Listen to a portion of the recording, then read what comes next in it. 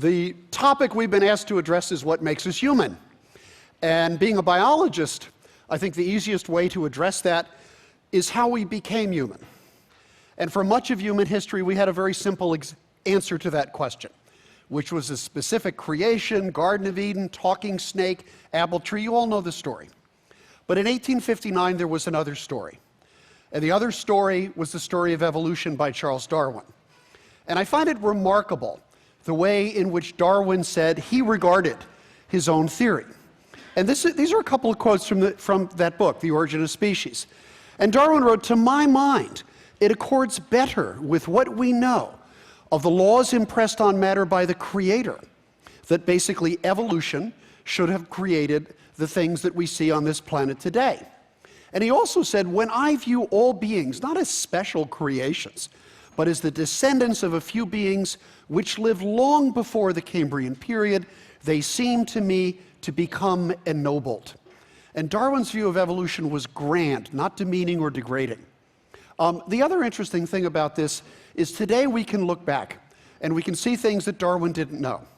One of those is the human fossil record, which simply did not exist in his time. And the human fossil record is unequivocal, that just like every other species on this planet, we have a history. We were produced by the process known as evolution. Now, a number of years ago, I was involved in a very highly publicized trial in Pennsylvania. I was actually the lead witness for the theory of evolution at the Kitzmiller versus Dover intelligent design trial. And this is actually a photograph of me walking into the courtroom on the very first day of the trial. Some of you may know this trial basically from an extraordinary NOVA program that aired in 2008 called Judgment Day. And I was one of two scientific expert witnesses. Kevin Padian from Berkeley was the other one, who testified against something called intelligent design. The image you see here is actually the NBC TV courtroom sketch of my first day on the stand being cross-examined in the Kitzmiller trial. And I talked about the human fossil record, but I pointed out, as a molecular biologist and a cell biologist, that the evidence for evolution in the human genome is even stronger than the fossil record. And I talked about some specific examples, some marks of our descent with modification that we can see right in our own DNA, and even in the structure of human chromosomes. Well, this was an extraordinary trial. It went on for 7 weeks.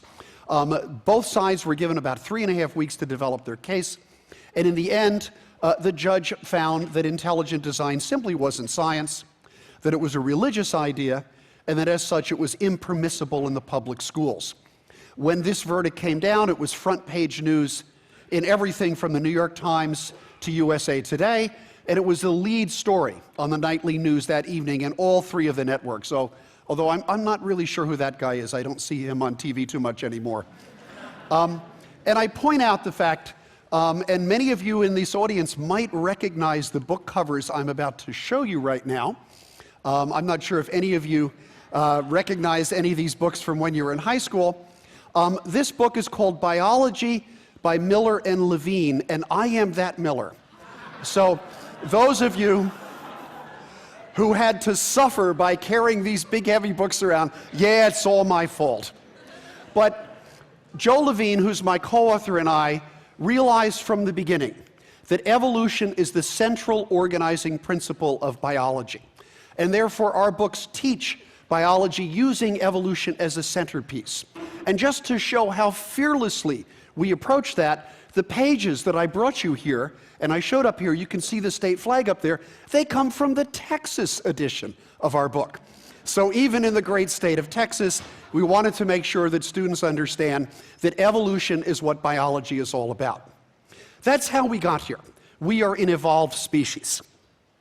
The next question: has evolution made us different from other animals? That's one of the questions we wanted to consider tonight. How are we different from other animals? And I have some pictures up here of representative animals and humans, including one of my favorite animals. His name is Remy, by the way, and I actually helped to deliver him on our little farm in Rehoboth, Massachusetts.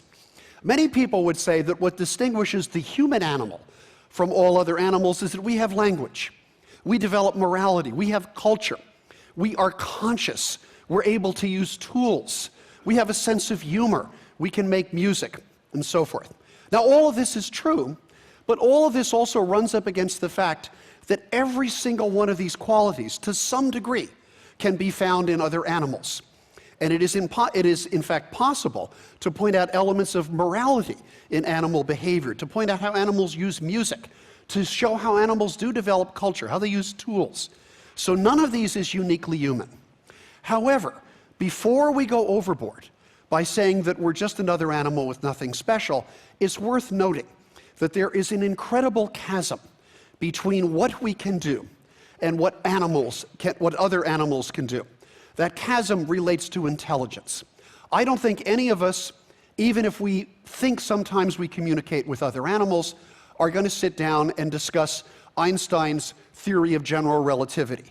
Or I'm not going to describe to my golden retriever the identification of the Higgs boson. Or to take biology, to explain that we are the species that now has invented the CRISPR technique for gene modification. The physicist Sean Carroll, just a day or two ago in The New Scientist, had a column entitled, "It is mind-blowing what our puny brains can do." There is a set of capabilities that we humans have that transcend anything else in the animal kingdom, and it's important for us to recognize that and to appreciate how wide that gulf is. This is Stefan Alexander, a new colleague of mine at Brown. He is a theoretical physicist, but he's also a jazz musician. And he's the author of the book, The Jazz of Physics. When you find another species with whom you can play jazz or discuss physics, let me know. We're the only ones. And it's worth realizing that. And when we talk about evolution, remember which species it is that discovered the theory of evolution and therefore understood its relationship to the rest of the living kingdom. Now, another question tonight is, what about the soul? What about this religious concept called the soul?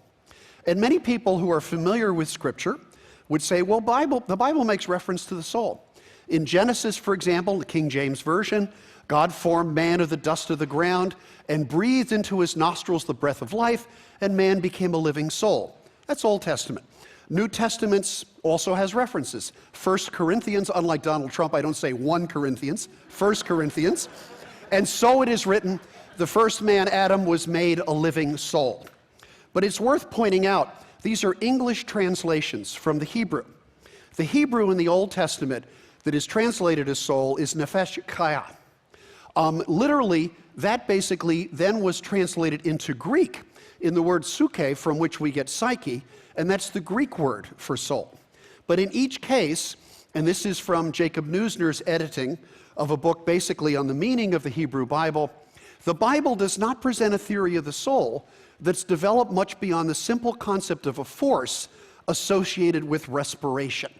So in fact, when the Bible refers to soul, it's really referring to life. It's referring to our humanities. The biblical mention of a soul is not physical and is not material.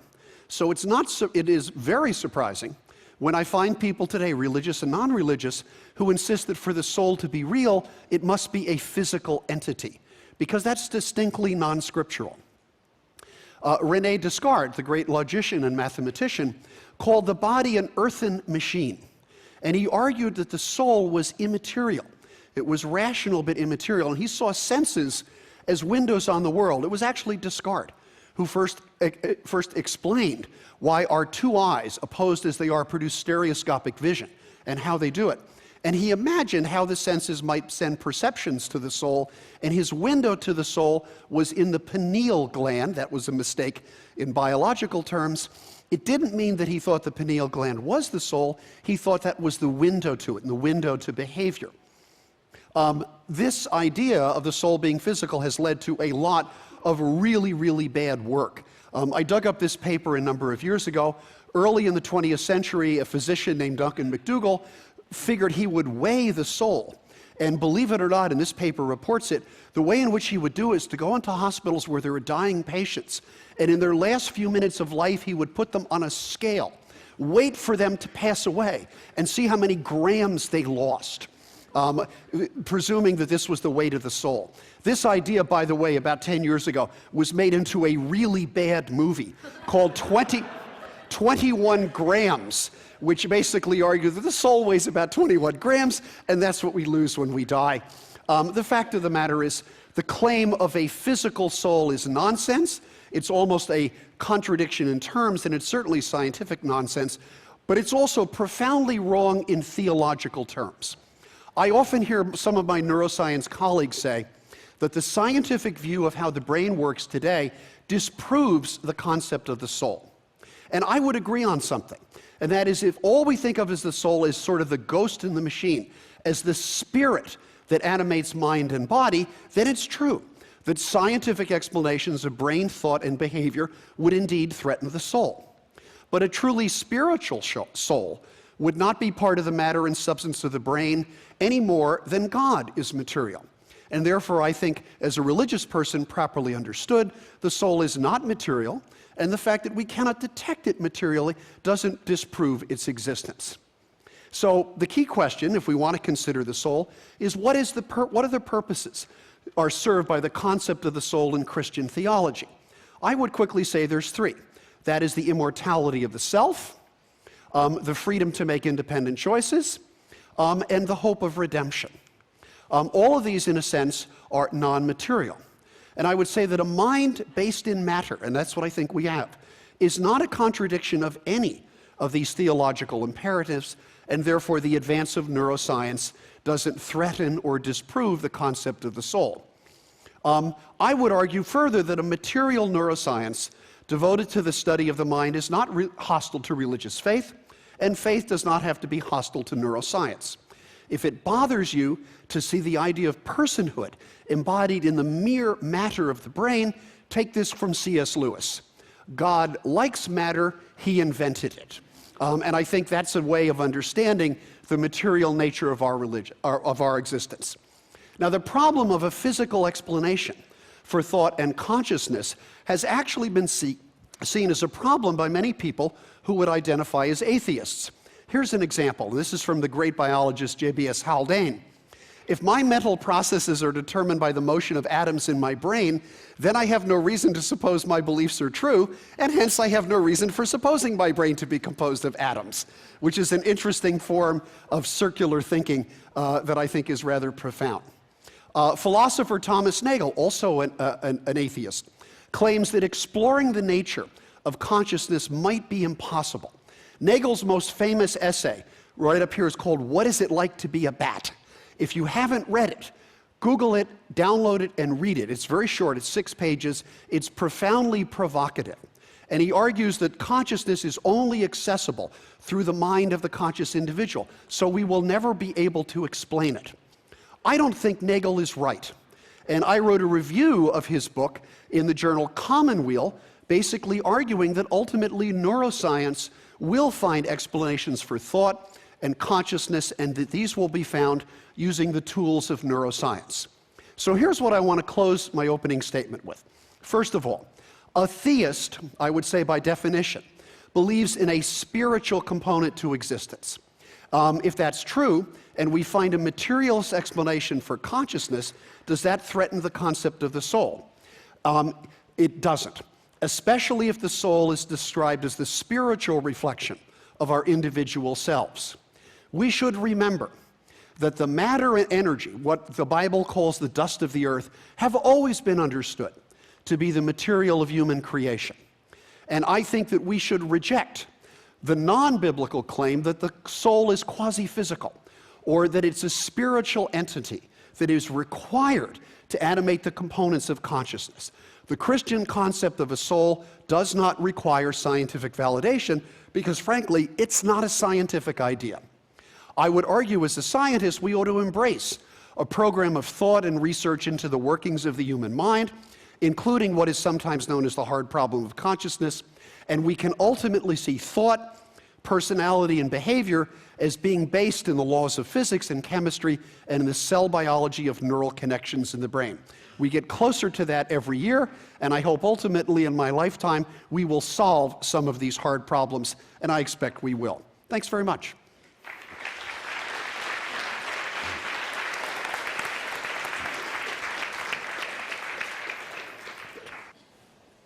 Okay, so since something called the atheist point of view was mentioned in the email exchanges surrounding this symposium. I thought I should begin by saying something about that. And I'll then make a few scattered points about the soul, consciousness, and the question of what makes humans special. And there'll be quite a few bits of contact between what I have to say and what Ken just said. So, first of all, atheism. The philosopher Alex Rosenberg wrote a book a few years ago called The Atheist's Guide to Reality. And at the beginning he says the following: most people think of atheism as one big negative. Atheists perpetuate the stereotype by devoting so much time and energy to broadcasting the evidence against God's existence. But there's much more to atheism than its knockdown arguments that there is a God, that there is no God. Sorry, Freud said that. There is the whole rest of the worldview that comes along with atheism. It's a demanding, rigorous, breathtaking grip on reality, one that has been vindicated beyond reasonable doubt. It's called science. Well, uplifting though this may be, it seems to me to be all wrong. So if atheism is the view that there are no gods, which it is, then it really is one big negative. It's not in any interesting sense a worldview.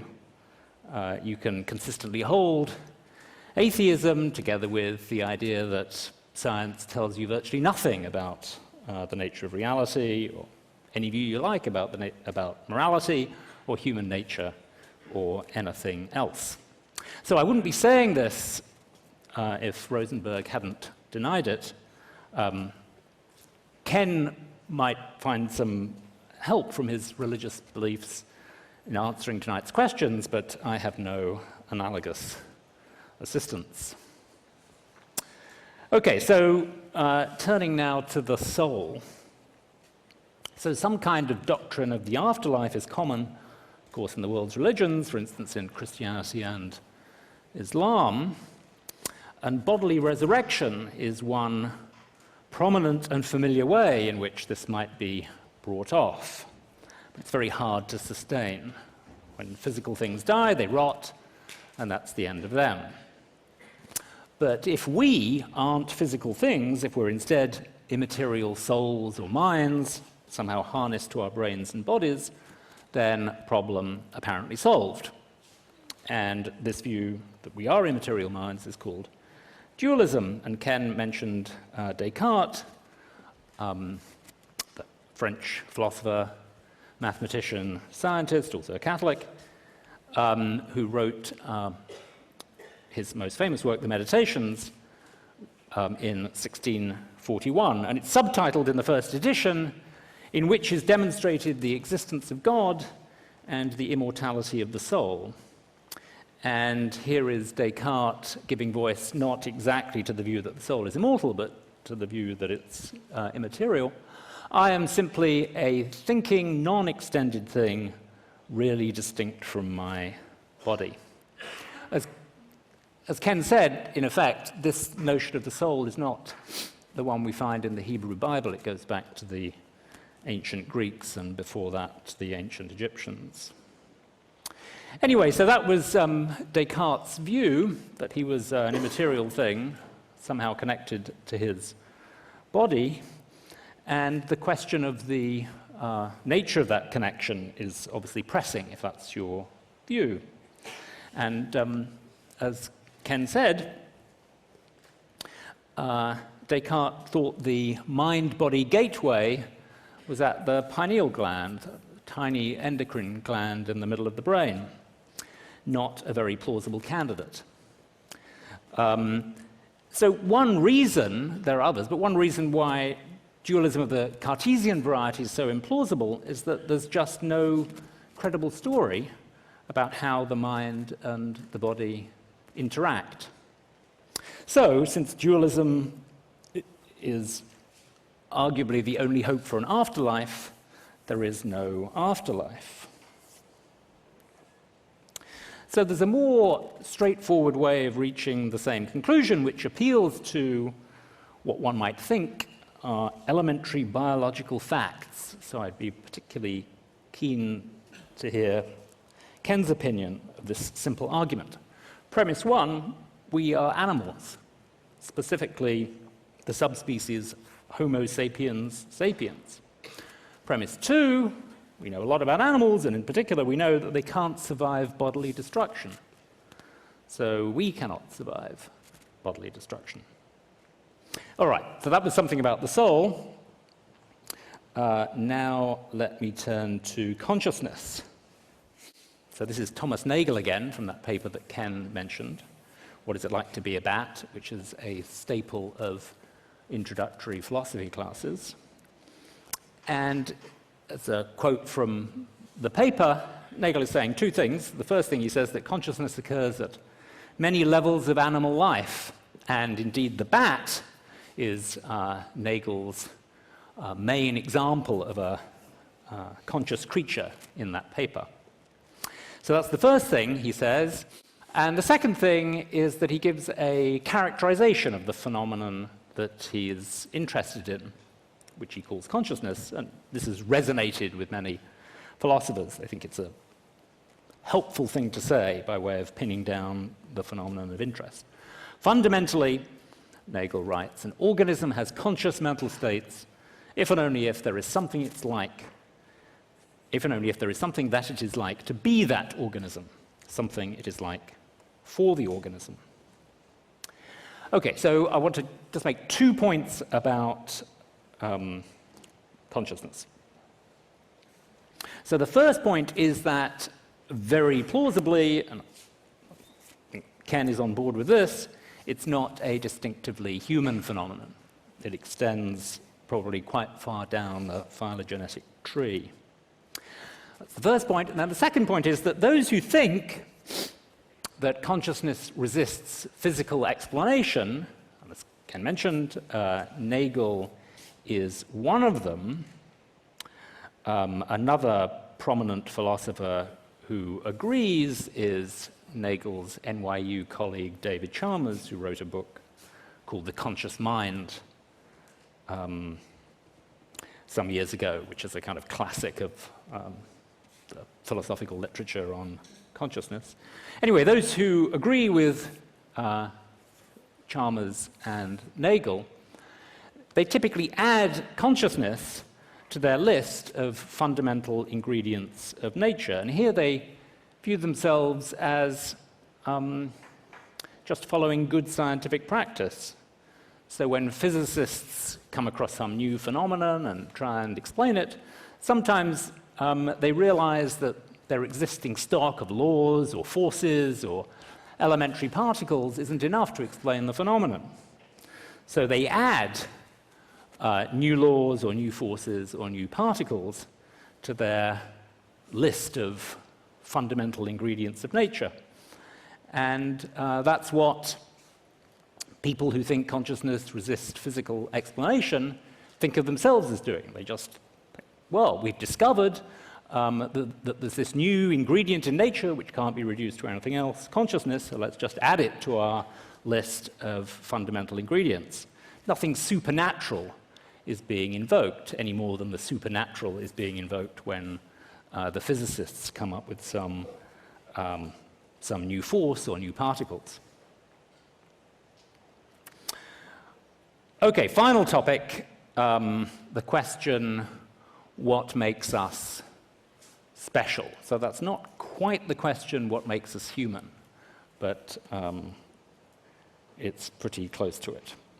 So the obvious first answer, Ken gave a number of suggestions, and one of them was this obvious first answer, that's language.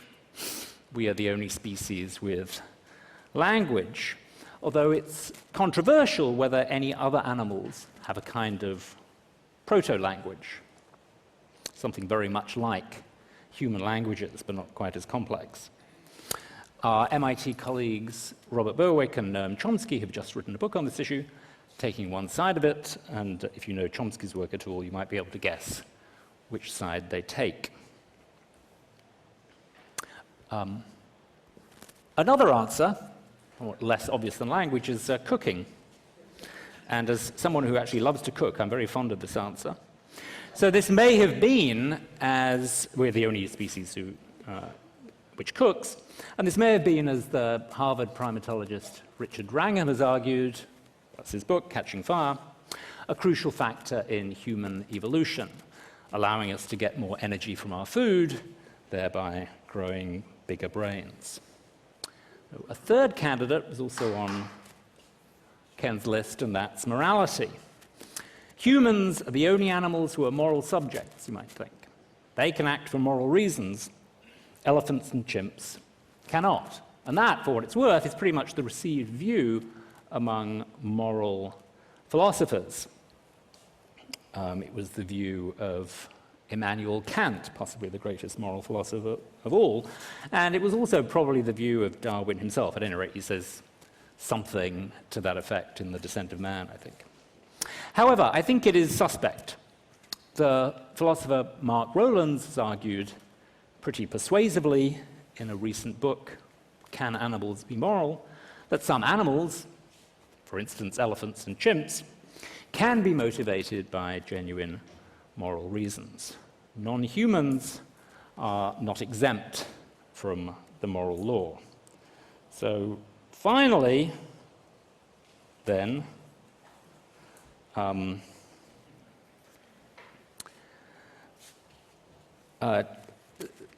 back to religion. So discussions of Genesis typically concern the somewhat facile issue of biblical literalism, but perhaps there's a more fundamental concern, given the last point about morality. So the book seems to draw the boundaries of moral subjecthood too narrowly, confining it to humans. At any rate, that's a very natural way to read it, and that's the way it's often read. But never mind whether the first couple existed, that's not really the issue. Genesis gets morality wrong. Okay, that's it. Thank you.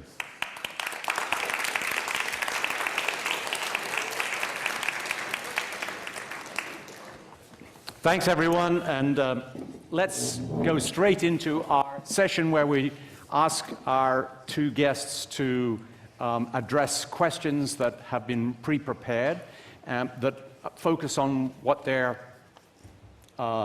presentations have said. And in a certain sense, I want to start with the question of what the soul is. So I'm going to put my question first to you, Ken. You've said that the soul is, in a certain sense, a spiritual entity, or it's about the spirit, but is it something that is added on to humans? And whether it is or not, what is the soul, or what would you think that it is? You've told us what it isn't, but you haven't told us what it is, okay? Well, the first answer is, as a scientist, I have no answer to what the soul is. The soul is not a scientific concept. And in the same way that science cannot prove or disprove the existence of God, I don't think science can prove or disprove the existence of the soul. To me, the idea of the soul is bound in with the question of God itself. And if God exists, then we have, in the Abrahamic tradition in the broadest sense, we have a promise of immortality. We have a promise of eternal life. And to me, that promise is transfixed in the idea of the soul. What is my evidence for this? I don't have evidence. But what I would say is that if you accept the accounts of the Gospels, which I think any Christian must, what I base that promise on is very simple. And that's in the words that Jesus spoke during the crucifixion. And if you remember the narrative, there is a thief crucified on either side of him. One of the thieves, I'm convinced, is from New Jersey, because which is also where I'm from, and I understand the wise guy question that he asked Jesus, which is, if you're so powerful, get us down from these crosses. And Jesus ignored him. And the other thief knew very well who Jesus was, and said, Lord, remember me when you come into your kingdom. And to him, Jesus turned and said, I say to you, this day you will be with me in paradise. To me, that's the promise of what the soul means. I don't see the soul as quasi-genetic. I don't see it as being passed from father to son, from daughter to daughter, from mother to daughter, and so forth. Rather, I see in the soul basically the spiritual reflection of our individuality as human beings. We are creatures made of matter and energy. That much is true. Scripture tells us we were formed out of the dust of the earth. And to me, the concept of the soul is really the promise of eternal life, a promise I cannot test scientifically, but which I accept as a person of faith. Okay, thanks. I think Alex was pretty clear that he doesn't think there is such a thing as a soul. But what was unclear to me by the end of your presentation was, is there in fact a convincing difference between humans and other animals? I mean, you offered us various theories for what makes us different. Do you think that there is, in the end, any convincing such explanation, or would you say we are simply animals? Well, we are animals. I would really like to return to the soul issue. Yeah, of course. By all means. We are animals, but I mean, as Ken said, we're the only animals with language, we're the only animals that cook, and this might be a difference of degree rather than a difference of kind. We're certainly exceptionally smart compared to other animals, at least in certain endeavors. You know, no other animals going for particle physics or set theory or quantitative differences, or do they end up being a qualitative difference? Well, in the case of language, arguably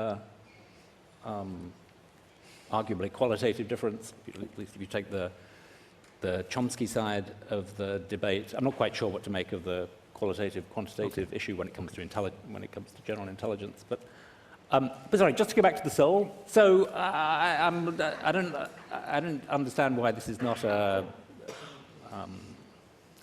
some very broad sense a scientific question. So why don't we just sort of state the problem without even using the word soul, if that's sort of hanging everyone up. So one perfectly sensible question to ask is, in general, what sorts of events can we undergo and survive?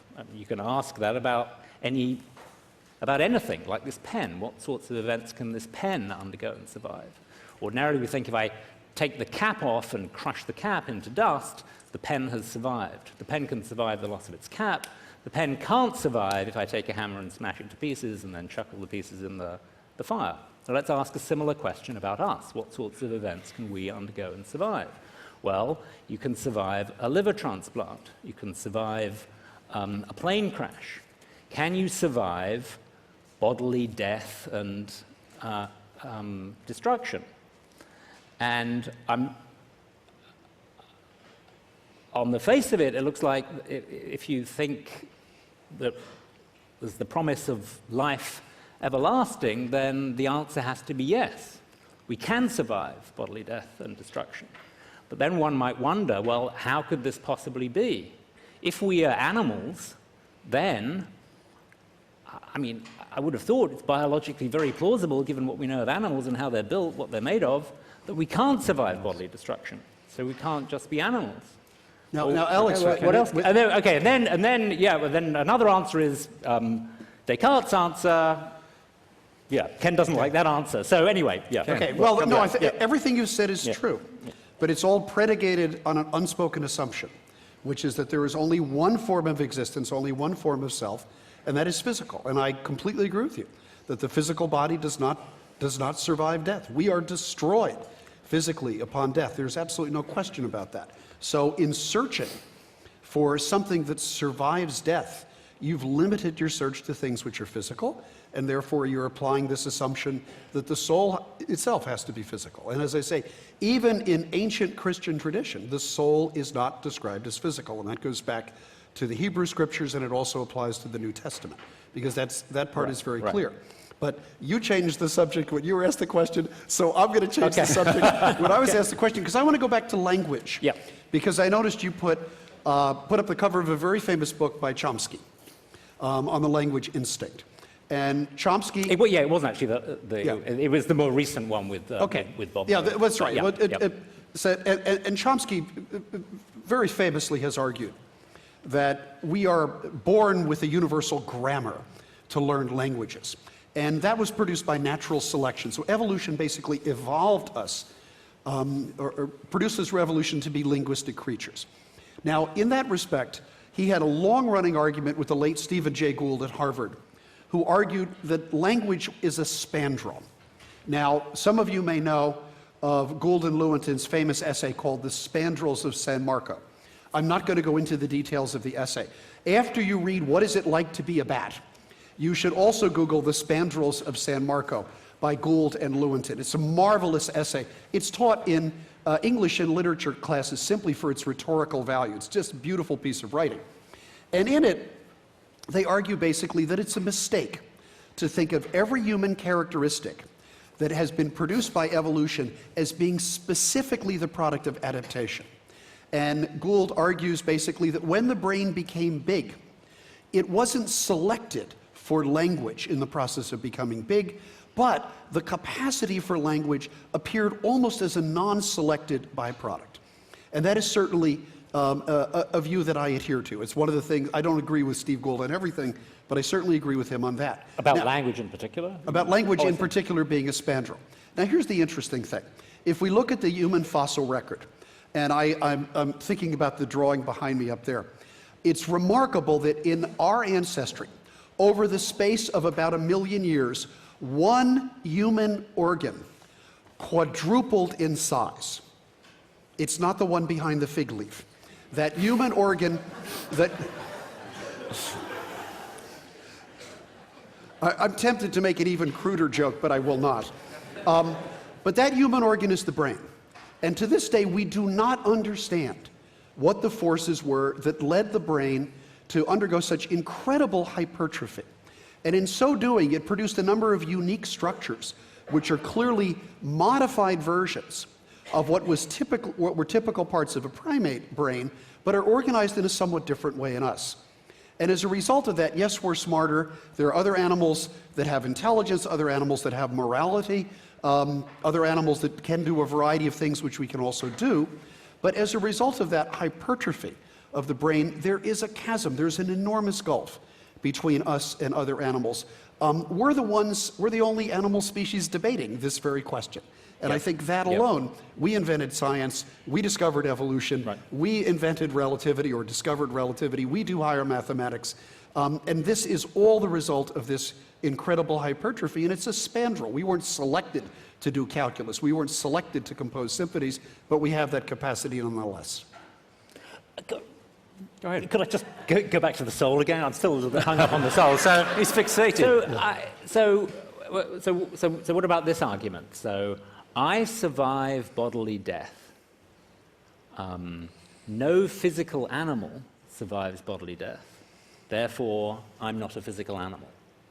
Do you accept that? Let me jump in here. I think this is laboring a point which is really begging the question. I mean, your arguments didn't seem at all plausible to me, if I might say. Okay, because it seemed to simply beg the question. I thought you were the moderator. For one thing, Ian, what premise I can't resist because I'm going to push the guy a break. I'm going to push it in a totally different direction. Okay. Ian, what premise do you deny?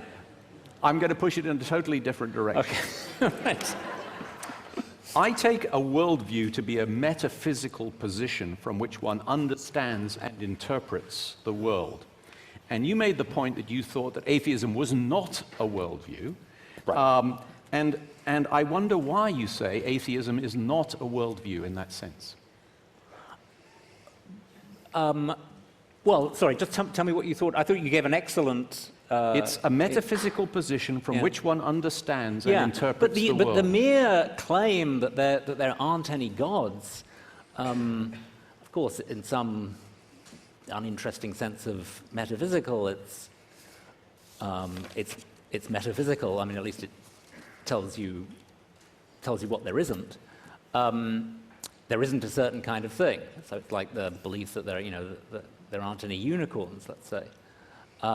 Surely that is a very thin foundation on which to build any interesting conclusions about how you should live or what the world is like or something. I mean, I mean, if that's all you've got, that there aren't any gods, it seems to me you can make virtually no progress whatsoever. So on that basis, would theism also not be a worldview? No, because it's much more substantive. It's much more positive. No, I was careful about to say theism, okay? Oh, theism. The belief I that see. there is a God, okay? Is that not a worldview? Well, the mere, I guess, that's a good point. Yeah, the mere belief that there is a God, again, that's a very thin starting point. I'm trying to find some differences between these guys. That's not a worldview. But of course, as soon as you start adding the doctrines of the Catholic Church or something like that, then you've got a worldview. Yeah, you may think you've found differences, but I think you've found similarities. Okay. Because I completely agree with you that atheism, as such, is not a coherent single worldview. The quote that you showed from that book basically equated atheism with science. And I think there are so many religious people who do science, who have done science, that is sort of demonstrably false on its face. And you're right that atheism is not a coherent worldview, and I also agree with you that to some extent theism is, because once you suppose gods, as you get specific about them, you do have a worldview of a certain sort. At least, so I agree with you on that point. At least as soon as you agree that, as soon as we've established that there's a God, you've got some kind of research program going. Because then you would want to ask, well, okay, what is this thing like exactly? Does it make various demands of me or something like that? But if your starting point is just that there isn't a God, well, that's the end of that, and let's move on to something else. Okay, now if you don't mind, what I would say is that atheism, to be a coherent idea, is predicated on a statement. And the statement I would predicate it on is that nature is self-explanatory. And what I mean by that is that we require no explanation at all outside of nature to explain the physical and chemical and biological universe as we see it. I don't have the faith to accept that, to say that nature is self-explanatory. So what I'm fond of saying, and I'll say it again tonight, is I don't have the faith to be an atheist. To me, the universe does require an explanation. The philosopher's very ancient question of why is there something rather than nothing is still a valid question. And as many people, including physicist Paul Davies, have pointed out, the laws of physics themselves demand an explanation that stands somehow out of science. Whether that is a physical explanation or a spiritual explanation, nature is not self-explanatory. And ultimately, if I had to tell someone why I am a theist, it is because precisely I think that nature, as we see it, requires an explanation. And the more we know of the world from science, the more it begs that explanation. And to me, theism provides it. But you go beyond theism, right? So you are a Christian in the Roman Catholic tradition. What is persuasive or appealing to you? What persuades you that Christianity is true? Okay. I think the most important quality in any person of faith, and I'm really serious about this, is humility. And I don't mean the kind of false humility. I mean genuine humility to say, I don't know for certain.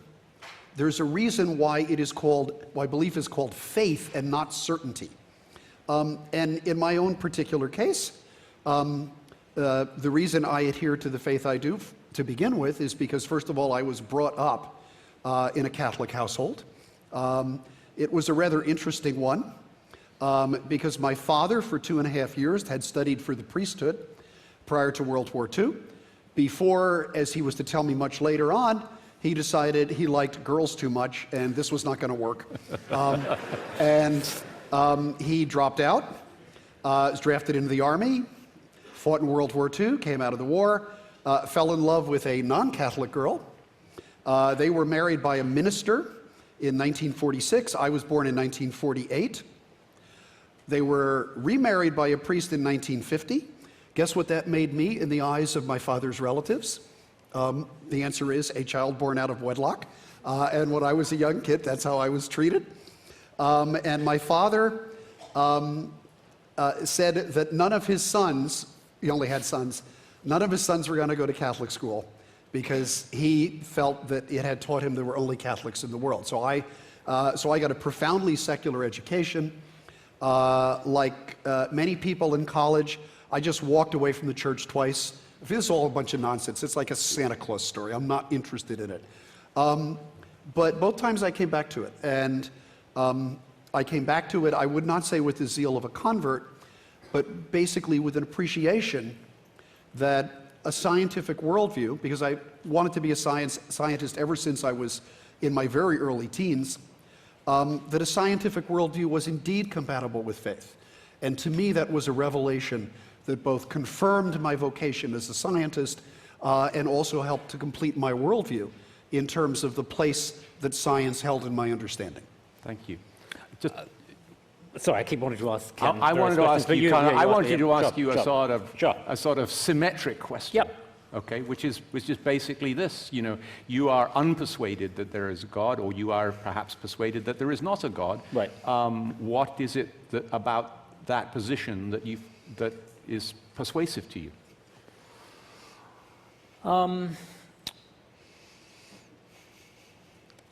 Well, I guess I just naturally came across this point of view when I was quite young, and have never really departed from the faith. I mean, look, everyone here, unless there's some sort of exceptionally ecumenical universalist, thinks that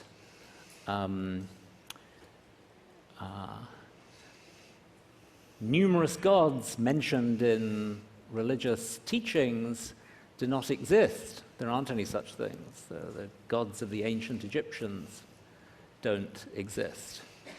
And of course, no doubt many people in the audience draw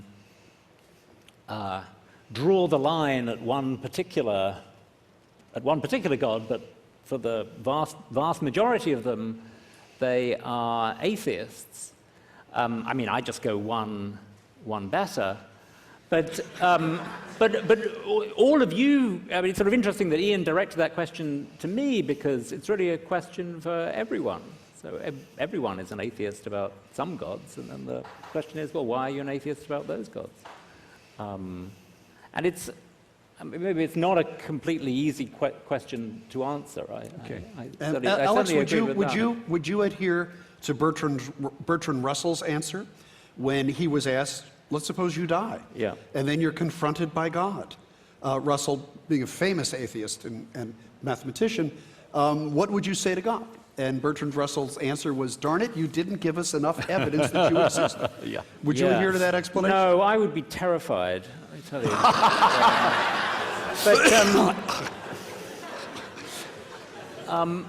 But yeah, sorry, just on the let me actually ask you about faith. So you did make so here's a general sort of confusion about knowledge, that it requires certainty. But it's a mistake that Descartes is often thought to have made. But just in general, knowledge doesn't require certainty. You can know something even though you're not absolutely certain of it.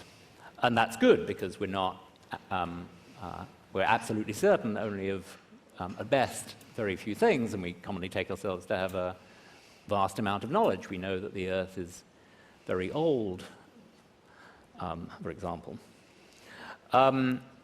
So what you just said about knowledge not requiring certainty, that doesn't really distinguish faith from knowledge in general. And I take it you do think that you have theological knowledge. You know that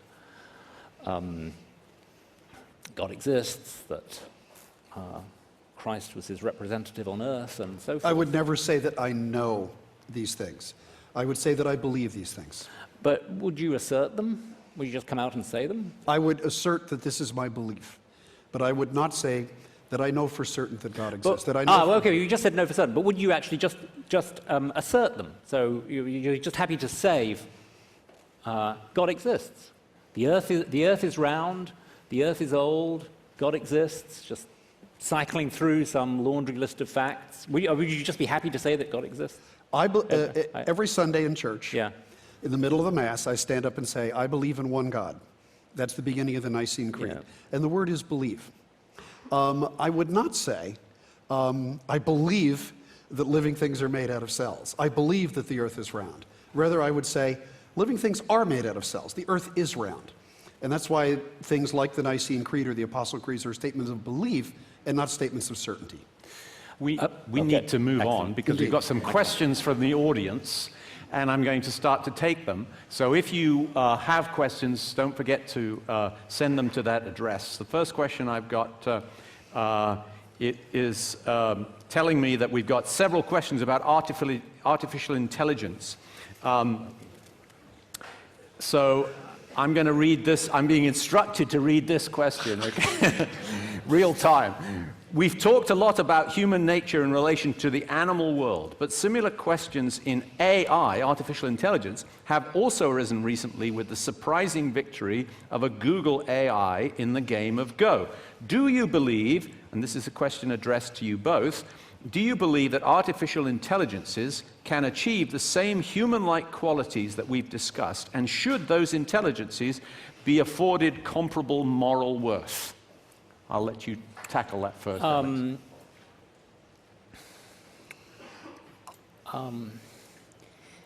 Well, yeah. What about robots? My tentative answer is yes, but first I have to get sort of clear about what the question is exactly. So by an artificial intelligence, you might just mean some machine that has been built by humans that performs very intelligently at, for instance, Go, can beat the world Go champion, or to take another example, Jeopardy, when the IBM computer Deep Blue beat out Ken Jennings. Okay, if that's what you mean, then I don't think there's any prospect anytime soon of some artificial intelligence being, as it were, the genuine article and being the subject of mental states in the way that we are. If, on the other hand, you mean by artificial intelligence, some intelligence, some creature with a mind, say a creature that's also conscious, but that's not biological, it's not composed of cells, but maybe constructed out of silicon chips or something, could there be such a creature, whether or not the creature was actually made by designers or anything like that, then yes, I think there could be such a creature. I don't think our particular biological substrate is essential to having a mental life, in which case the answer would be yes, that this artificial creature should be accorded the same rights as the rest of us. Okay, same question. I think it's very important when you look at Big Blue beating the world's chess grandmasters, or you look at the computer that beat the world's best Go player, to realize that by the rules of the game, these computers cheated. And let me explain to you what I mean by that. When you play top-level chess, one of the things you are not allowed to do is to write down your moves or the moves of your opponent. You have to play without notes. By definition, a computer in its memory has stored previous moves, and therefore, in effect, has things written down, the histories of many other games. In a chess game, you're not allowed to open a chess manual and see how various opening positions have worked out. The computer has that programmed into its memory. But is there something intrinsic that's going to prevent computers or artificial life from reaching the same level of consciousness, self-consciousness? I'll get to it in a good point.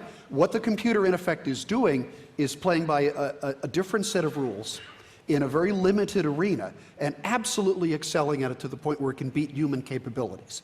One of the reasons that Watson was so good at Jeopardy was not just because it knew more than Ken Jennings, because it had him written down in its memory, but also because its reaction time was in milliseconds, and it kept beating Mr. Jennings to the buzzer, even though he many times knew the right answer. So these feats of AI are in a very restricted area. For those of you who wonder, are we going to be able to build computers that in effect replicate the mind of man, I'd urge you to look at a New York Times op-ed less than a year ago. My name is Kenneth Miller. My middle initial is R. I'm sorry, I have a very common first and last name. There's a neuroscientist at Columbia named Kenneth D. Miller, as in Kenneth David Miller. He's the one who wrote this article, and he wrote about the incredible improbability that we will ever be able to build a computer for physical reasons that even comes close to what the brain can do. And I'll give you an example. In addition to the 70 billion or so neurons in the brain, which have a whole variety of connections, there are cells that cross-activate neurons known as astrocytes. An individual astrocyte in the human brain, a single cell, can have as many as 200 million connections. The idea of being able to model this in a physical computer is almost beyond description. So my short answer is, in very defined arenas, we're going to be able to build computers that can do a very specific thing better than us. But in terms of overall intelligence, in terms of being able to approach what a human being can do, no, I don't think so. So I'm very skeptical of that. And then secondly, no, I do not think it would be a moral act to unplug that computer. Okay. I think it's perfectly okay. Okay. Yeah, just for the record, you reminded me that I confused Deep Blue, the chess-playing computer that beat Gary Kasparov, with Watson, the Jeopardy-playing computer. Anyway. Okay, next question. Are there human experiences that can't be strictly reduced into biochemical processes? If so, can that be considered to be evidence of the existence of some other quasi-physical entity named the soul? You should take this, the biologist should take this. Okay, so I'll start with this. And being a cell biologist, and this is my field, I am by definition a reductionist. And what I mean by reductionist is when we're looking at a particular property, like apoptosis, which is programmed cell death, or the transduction of chemical energy by biological membranes, like the photosynthetic membrane, and that actually is my research area.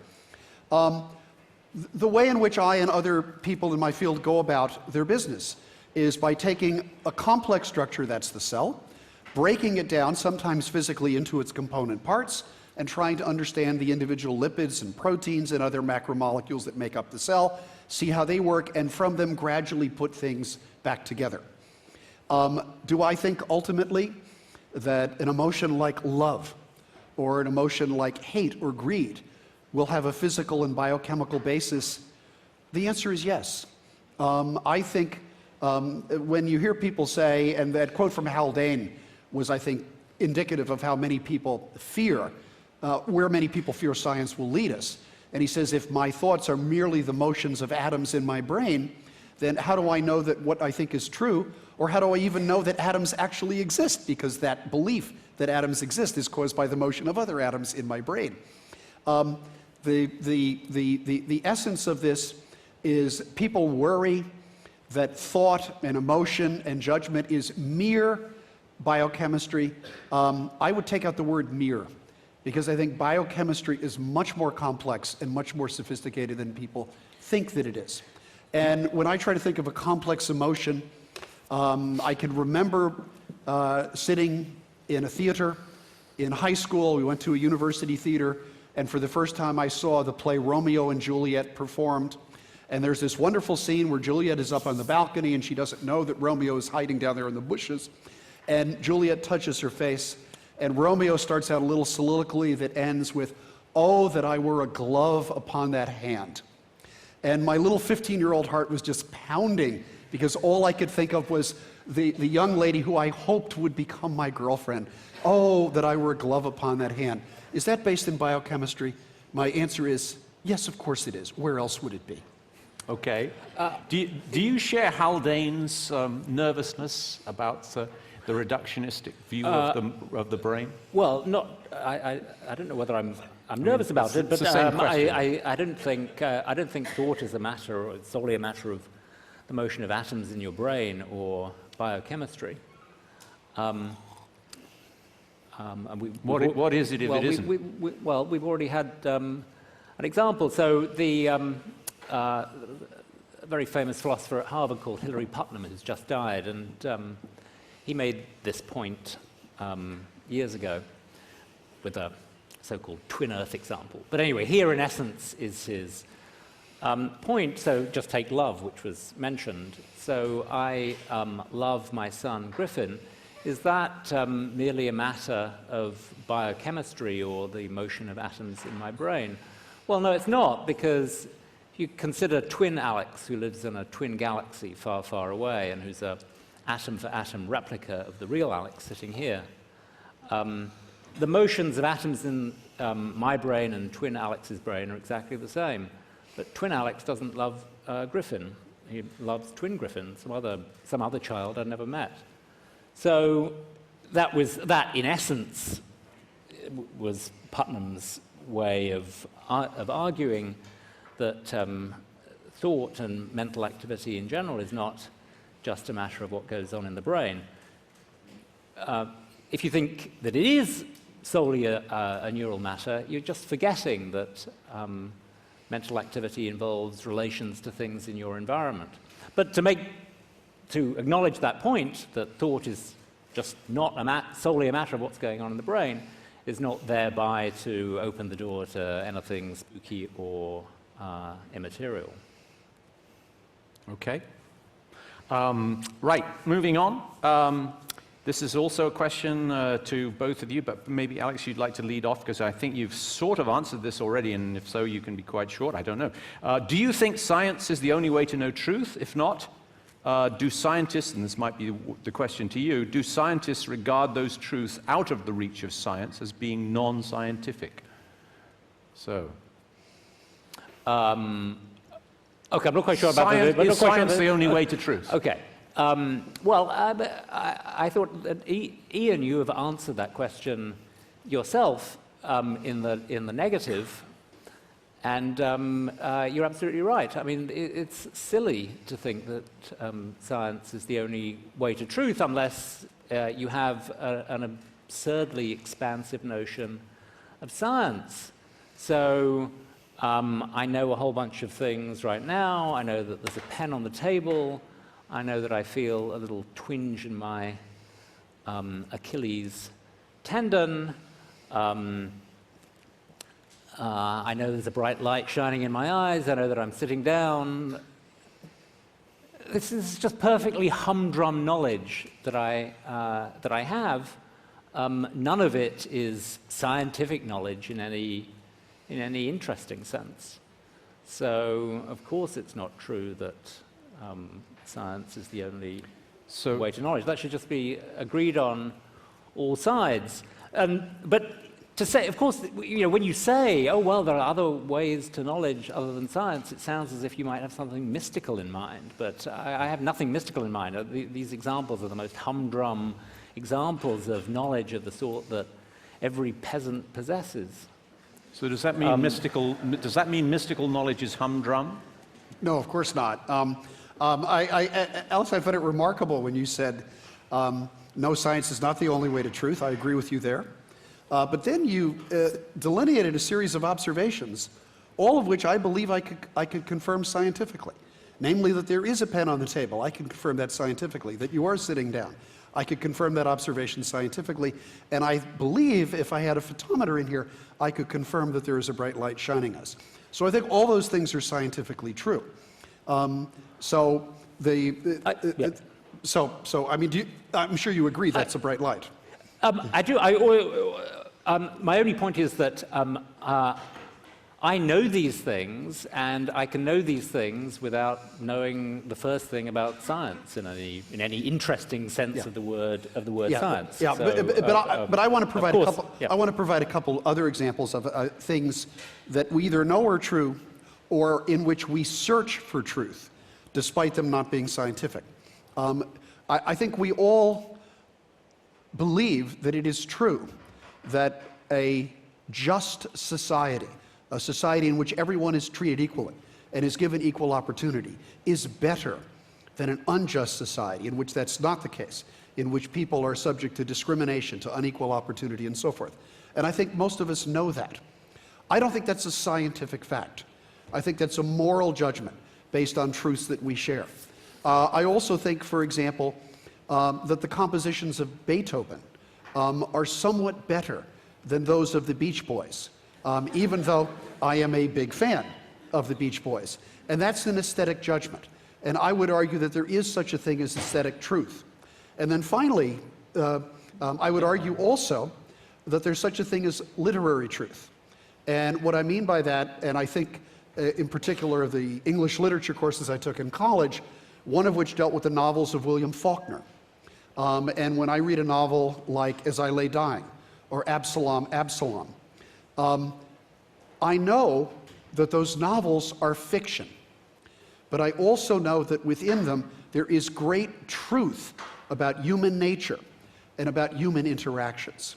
And that to me is a kind of truth that we can access through art and through literature that we cannot access through science. So yes, I think there is truth outside of science. Are there facts outside of science? That's an interesting question. Now I'm going to have to think about that for a second. It is a fact, for example, that the Red Sox finally won a game at home yesterday. I'm very happy about that.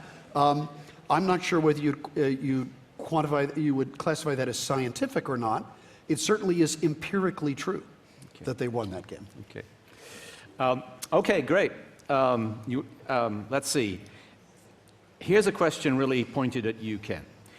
It says, it's easy to justify the soul to a theist, but how would you justify it or explain it to an atheist? I mean, can the soul be explained without religion? If you say everyone has a soul regardless of their beliefs, that ought to be feasible. Well, here's the way I would try to explain it to Alex or to someone else, and that is that as a theist, I believe that the soul is the spiritual reflection of our individuality as individual human beings, as individual agents. And I would say that even if you don't accept spirituality at all, the concept of the soul basically deals with our individuality, with our autonomy, with our own worth as individual human beings. There is a saying from the Bible, but it's been used over and over again in plays and other dramas and in literature, and that is, it profits a man nothing to gain the whole world, but to lose his soul. Whether you're religious or not, I think you can relate to what that means about losing your soul, about selling your soul for a particular gain, for money or for prestige or for power. So I would argue that the concept of the soul is something that we all understand, even if we understand it in an entirely non-religious sense. If someone is an atheist, I think it's very easy to say that my soul tells me to do this. And by that I mean my inner essence, my inner self, the values that I hold, the things I cherish, the things that I think are important. Those are all part of my soul. And that's how I would explain it to a person who is not a person of faith. But I thought you said that the soul was inextricably bound up with the existence of God, that it's not a theologically neutral term. Yes, I did indeed. And what I meant was that the spiritual concept of the soul is inextricably bound up with the hypothesis of God. But again, the question was, if I was to explain the value of the concept of the soul for someone who is an atheist, for someone who is a non-believer, I would say that spiritual reflection in which I believe can be understood in an entirely non-spiritual way, in terms, again, of our inner selves, of our own set of values, moral principles, and the things that we hold most dear. Okay. So here's a question for you, Alex. We understand that you don't think there's a sound basis to believe in God. But the question is it possible for there to be a sound basis? I mean, if there were such a sound basis, what would it consist of? What sorts of evidence for God would be persuasive? That is an excellent question. So, just hypothetically, one could imagine a scenario in which one of the classical proofs of the existence of God was indeed sound. So some of these proofs claim to establish the existence of a being that has all the perfections. Descartes offers a version of the so-called ontological argument in the Meditations, which is supposed to establish that conclusion. So, as it were, hypothetically, if some such proof came along, that would do it. But things get a lot more tricky when you think about other arguments for the existence of God, like the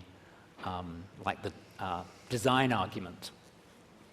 So the only way of explaining the appearance of design in the natural world is to deposit God.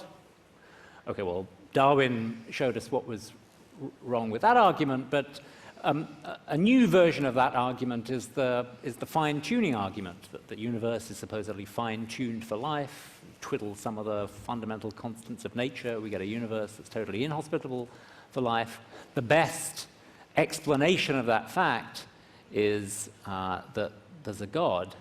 But the problem is, as Hume basically pointed out in his dialogues concerning natural religion, that even if you grant that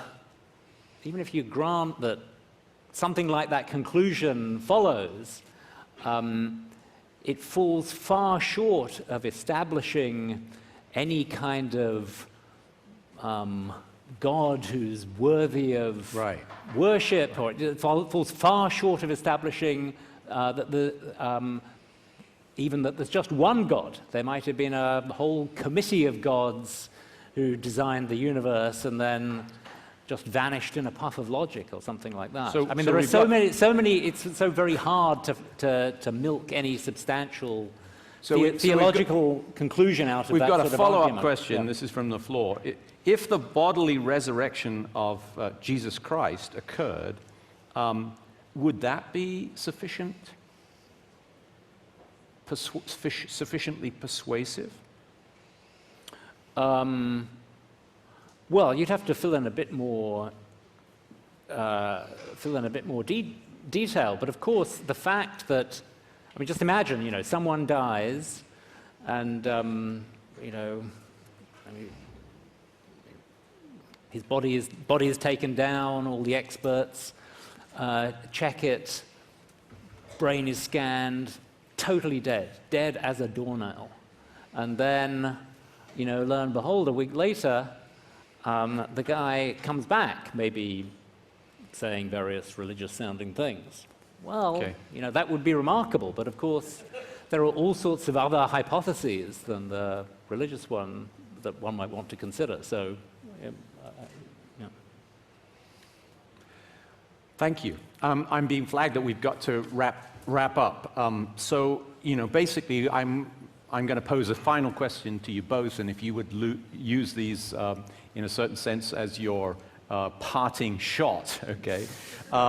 What thought would you like the students here to take home from this discussion? And who would like to go first? I'll go first. I'll go first? Oh, I said I... Oh, yeah, okay, yeah, can. Yeah. Want to arm wrestle? You go right ahead. Albert Einstein was not a believer. He was not a person of faith. But Einstein had enormous respect for religion. And that's very clear in many of his writings. And I want to end with two quotes from Einstein. The first one has always said something to me as a scientist, even as a biologist. And that is, the most beautiful thing we can experience is the mysterious. It is the source of all true art and science. And I love that quotation because in a way it equates art with science in a way that we don't usually think of. I'm married to an artist, and one of the things that I see every day in my wife is that the creativity in art is actually remarkably similar to the creative process in investigative research and in science. And Einstein's appreciation of that inspires me as a scientist. And then the other quotation, which bears directly on the questions of spirit and God that we've been talking about tonight, is another Einstein quote, which is, the most incomprehensible thing about the universe is that it is comprehensible. And I would suggest that there is a reason for that. And the reason is that ultimately there is a creative intelligence behind the universe, which is why we can find logical laws and principles that we investigate through science. Thank you. Thanks, Ken. Great. Just a side remark, I would still like to know which premise of my little argument Ian would deny, or Ken for that matter. But anyway, confirmation bias is, of course, an ever-present threat, namely the tendency to selectively filter evidence so that the evidence you do get tends to support your own position. So I think that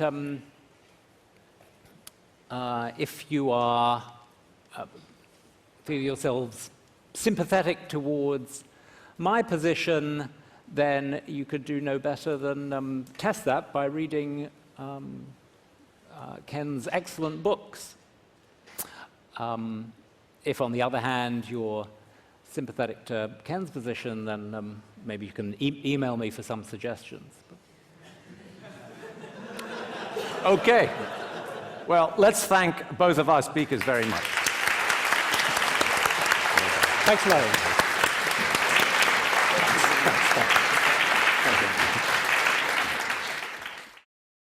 For more information about the Veritas Forum, including additional recordings and a calendar of upcoming events, please visit our website at veritas.org.